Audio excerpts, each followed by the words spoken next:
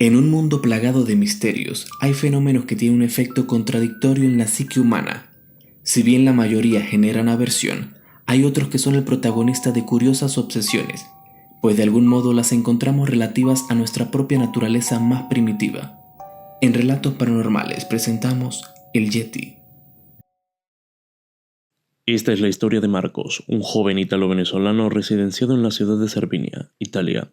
Marcos creció en el seno de una familia muy tradicional y religiosa, con costumbres italianas matizadas con ciertos toques del país caribeño que enriquecían la gastronomía del hogar. Su abuela, gran cocinera desde muy joven, procuró enseñarles a sus hijos y posteriormente a sus nietos todo lo que sabía en cuanto a platos típicos de ambas culturas. Esto, junto con la influencia de su nono autóctono de la ciudad, dotó a Marcos de un particular aprecio por el mundo de la cocina. Este interés hizo que Marcos buscara nuevos horizontes lejos, en la ciudad natal de su querido abuelo, como cocinero de un pequeño restaurante local que acoge a miles de turistas cada año en plenos Alpes italianos. Un hermoso pueblo para vacacionar y, por supuesto, practicar los deportes idóneos en aquellos montes nevados. No obstante, no fue solo el gusto por la comida de sus raíces, ni el atractivo de aquellos blancos parajes lo que atrajeron al chico hacia aquel encantador pueblecito. La razón era mucho más oscura. Se remontaba a una historia que su nono Mario le contó cuando era solo un niño, al pie de una fogata y con un tono muy serio, relatando un extraño suceso de cuando había sido militar. Marcos, siempre atraído por la aventura y el misterio, recordaba vívidamente las palabras del señor. Era la mañana de un gélido día de febrero, cuando Mario, junto con su equipo de 12 hombres, se preparaban para partir hacia la cima de una montaña. Ataviados con mochilas tácticas y diferentes objetos de supervivencia, comenzaron su viaje una mañana soleada, con relativo buen tiempo a pesar de estar a -3 grados centígrados. Para Mario, el plan consistía en pasar 2 días tranquilos de maniobra en las hermosas laderas de aquellas cimas, para retornar el viernes por la tarde, terminando así su semana de trabajo. En sus anticipados planes, contemplaba el volver a su casa a descansar junto a su esposa y su pequeño, recientemente adoptado. Nada más lejos. Entre bromas y conversaciones, el grupo marchaba con un ánimo general muy bueno. Reían y charlaban sobre sus vidas y lo que harían si la guerra comenzase al día siguiente. Respecto a esto, Piero, un chico alto y rubio de ascendencia escocesa, comentó sus ideas sin percatarse en el tono, refiriéndose a una ofensa que tiempo atrás le habían hecho a razón de sus orígenes. Ojalá que nuestro amigo de bigote no se ponga con sus chistecitos de nuevo, porque yo sí agarro mi fusil y me voy para el pueblo a hacerle una pequeña visita a los Miller. Todos se quedaron callados. Al cabo de un momento, un chico fornido y bajito, llamado Alexandro, le preguntó: ¿Te refieres a los que te llamaron ebrio extranjero y se rieron de ti? En efecto, esos mismos fueron. Los desgraciados se creen mejor que el resto solo por tener dinero y de ser de familia alemana. ¿No te parece irónico que unas personas de ascendencia alemana te llamen a ti extranjero? ¿Solo porque tu padre es escocés? En cualquier caso, ellos también lo son. Y es que eso es lo que digo yo, es absurdo. Mario esperó un momento antes de intervenir. A ver, Piero, cálmate. No me digas que solo por eso te irías a la casa de los Miller con tu arma. Pues sí, sargento, eso haría si mañana mismo se desata la guerra. Por favor, cabo, creo que debe poner en orden sus prioridades y hacer uso del juicio. Su tono se hizo más serio, recordándoles a todos que a pesar de las bromas y los chistes de mal gusto, aún seguía siendo su sargento al mando en aquella expedición. Al sargento le molestaba que se hablase con tanta naturalidad sobre usar la violencia de forma innecesaria, y peor aún, insinuar con quitarle la vida a una familia entera solo por una mera ofensa. Pero estaban en el ejército, y él sabía muy bien lo que el servicio militar y el temor a una guerra podían hacer con la psique humana, deshumanizando al hombre hasta hacerlo frío e insensible. Piero iba a responder algo cuando de un momento a otro el cielo se puso gris y el sol se vio opacado por completo.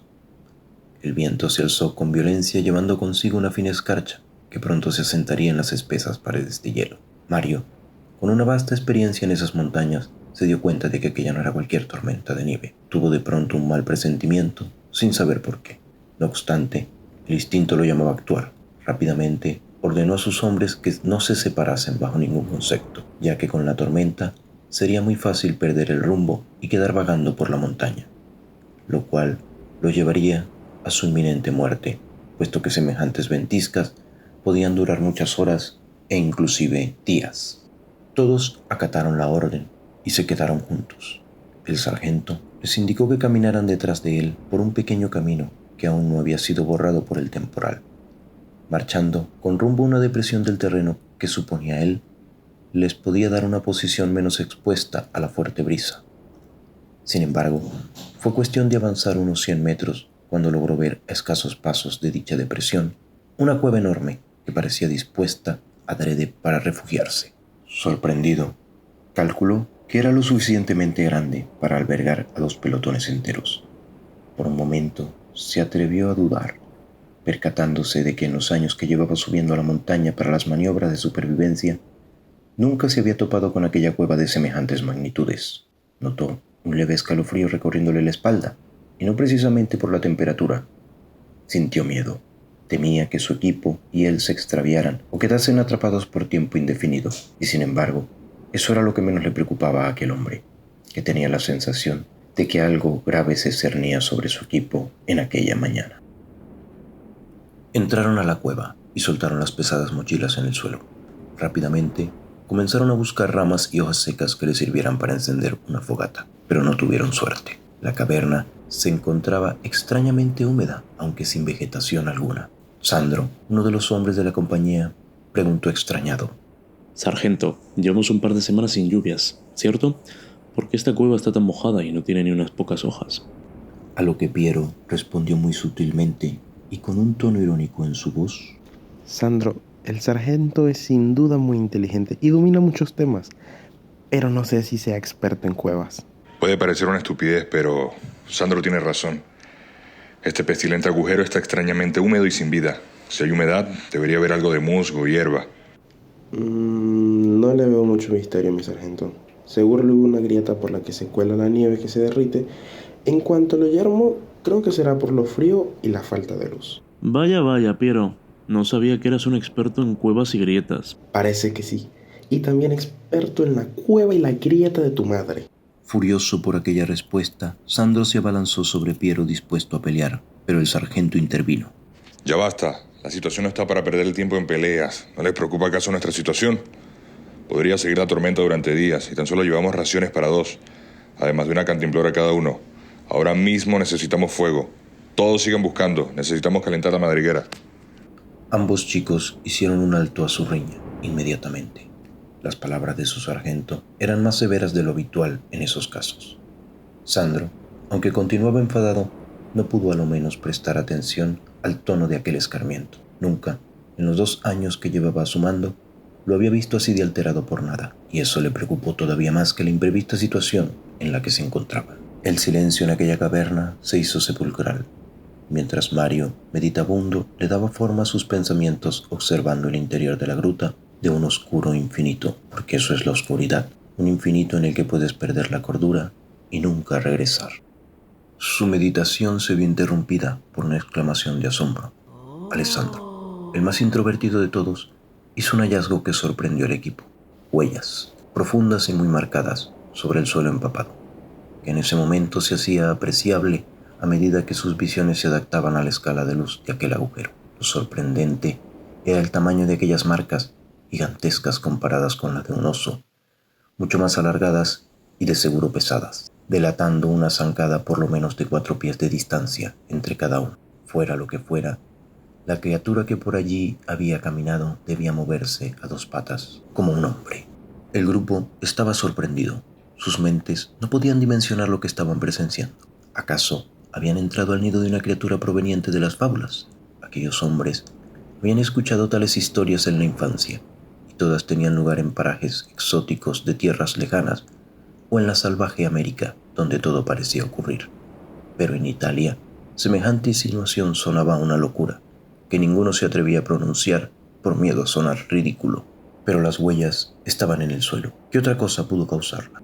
Aquella resolución despertó en ellos la agudeza de otros sentidos. Ahora percibían la pestilencia que no se podía ignorar en aquel antro mojado, y los pocos restos que entre el sedimento se hallaban bien podrían ser huesos de alguna víctima a la que habían hecho trizas al devorarla. Se trataría entonces de un monstruo que habitaba oculto entre las nieves de aquellos montes, porque de lo contrario, ¿a quién pertenecían las colosales pisadas de esta caverna?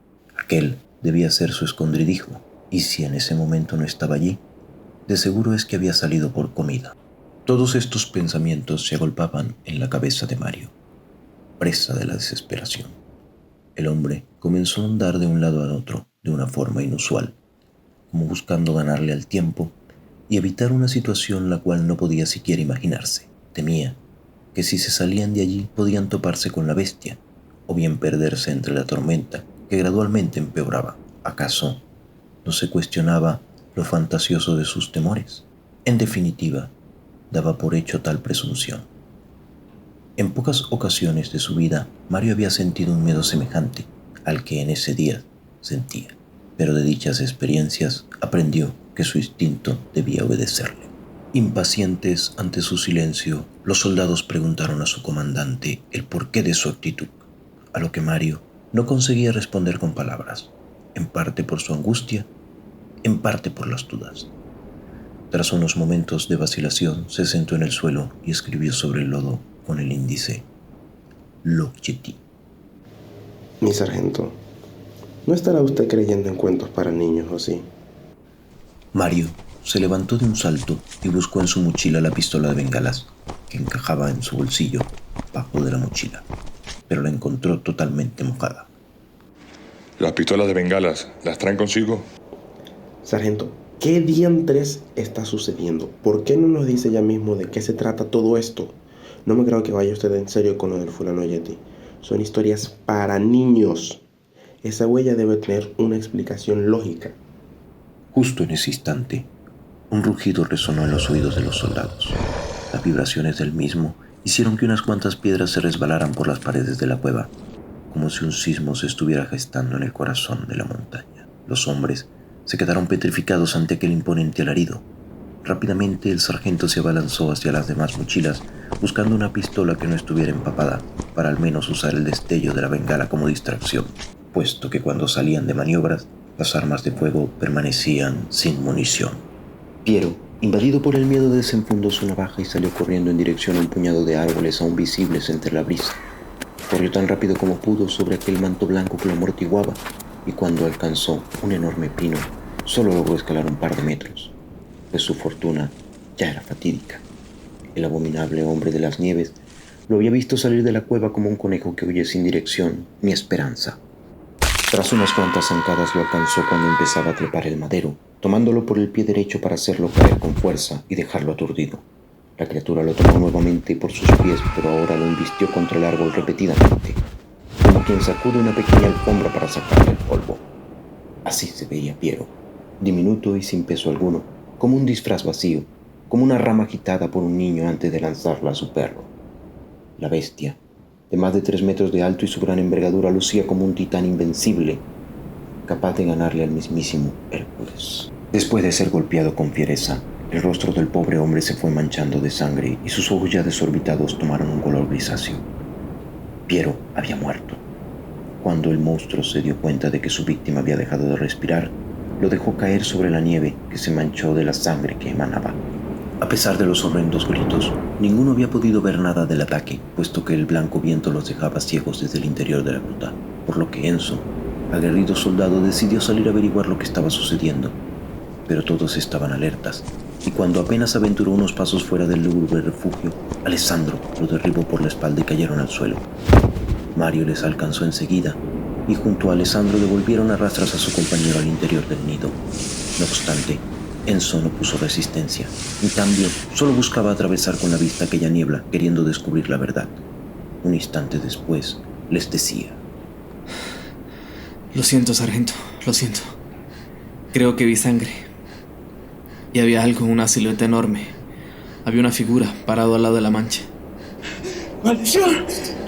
¡Piero puede estar malherido! O puede estar muerto, que es lo más probable. ¿Qué haremos ahora, sargento? Un nuevo alarido los hizo temblar de pavor. Por instinto, la mayoría de la compañía corrió al interior temiendo que unas garras gigantes entraran a tomarlos. Pero Sandro, en cambio, corrió hacia su mochila y sacó su pistola de bengalas que, por suerte, había sido guardada entre su ropa y no donde correspondía. por lo que la munición de bengala no se había estropeado. Se la lanzó rápidamente a Mario, pero rebotó entre sus manos y salió proyectada con fuerza al exterior. El sargento se apresuró a cogerla, pero tras avanzar entre aquella corriente nebulosa, su temor se hizo realidad. Estaba allí, frente a él, y en semejante proximidad que le parecieron aún más espeluznantes los enormes pies de la bestia, de la cual su rostro se perdía en la altura de su gigantesco cuerpo, y solo un destello azulino por encima del torso delataba la mirada oscura de lo que contemplaba, a merced de su suerte. ¡No te acerques a mí, monstruo! ¡Aléjate! Aquel grito alertó a su compañía y de inmediato salieron al auxilio de su superior. Sin más herramientas que sus mochilas y sus fusiles estériles, los muchachos comenzaron a arrojarle cuanto podían al yeti a fin de distraerlo o quizás ahuyentarlo entre tantos gritos. Aprovechando esto, Mario logró accionar la bengala y la asestó en el rostro de la bestia. Este cayó cegado y adolorido por las quemaduras. Entonces Mario corrió hacia sus hombres y les ordenó que treparan a los pinos que habían a escasos metros, mientras él volvió a la cueva en un intento desesperado por encender el equipo de radio y contactar con el campamento.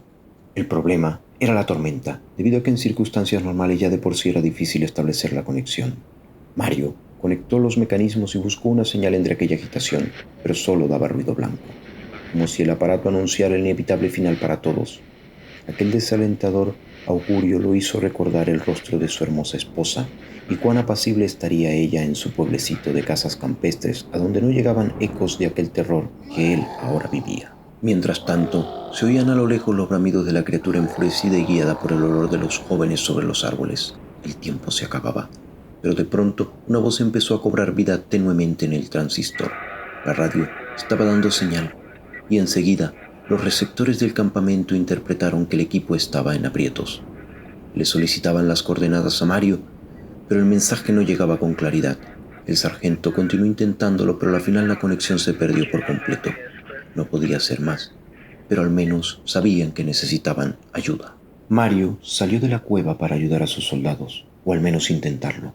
Los chicos trataban de distraer a la criatura llevándolo de un árbol a otro con gritos y objetos que le arrojaban a fin de no darle oportunidad de alcanzar a ninguno. Pero la fuerza con la que el yeti embestía los troncos terminó por derribar a 2 de los soldados, quienes salieron despedidos por el aire para caer peligrosamente cerca de aquel monstruo. Uno de ellos, Leo, cayó con agilidad y pudo levantarse deprisa y subir a otro árbol, mientras que Fran, de apenas 17 años, se vio privado sobre la nieve debido al choque de su espalda contra el suelo. Este se convirtió en la segunda víctima de la criatura. En un vano intento para salvar al chico, Mario se detuvo a espaldas de la bestia para asestarle unas cuantas piedras, pero la musculatura del animal debía ser tan robusta que no se inmutó, por lo que ignorando a Mario se aseguró de dejar sin vida al delgaducho hombre que ahora se retorcía entre sus manos.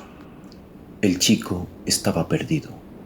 Mario entonces corrió al árbol en cuya base yacía inerte Piero. Allí lo vio.